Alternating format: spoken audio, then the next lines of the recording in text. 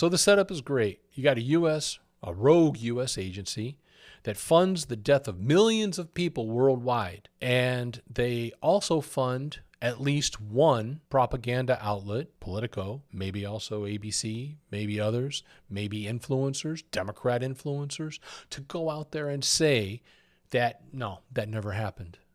We know they did that. We absolutely know they did that. But it wasn't just USAID, although they were the largest contributor with that $53 million. But the DOD, the Department of Defense, also ponied up $42 million. Now, why is the Department of Defense funding gain-of-function viral technology centered in a lab in Wuhan, China? What's the purpose of that? What's the benefit to American interests? Well, I think there's absolutely zero. The only thing that could come from this, and did come from this, was the death of millions across the world.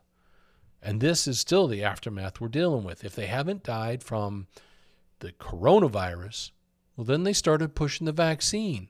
And those same propaganda outlets came out and said, oh, take it or you're going to be a super spreader. Bull. None of it was true. But again, it wasn't just USAID or the DOD.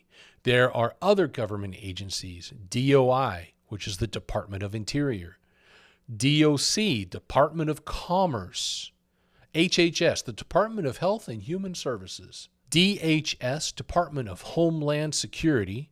Well, it seems like it's not going to be very secure if people are dying everywhere. NSF, the National Science Foundation. Well, that kind of sort of makes sense. I mean, I don't think truly they should be looking for gain-of-function technology to make viruses more deadly, but I suppose that is a science. It's not a beneficial science in any way, shape, or form, but it's science. USDA, which is the Department of Agriculture, and of course, USAID. As we know, the USAID is one of the largest CIA slush funds so that they can throw cash around and apparently call it LGBT this, LGBT that, trans this, trans that, supporting a lot of garbage that doesn't need to be done, and all those millions are just gone. So each of these U.S.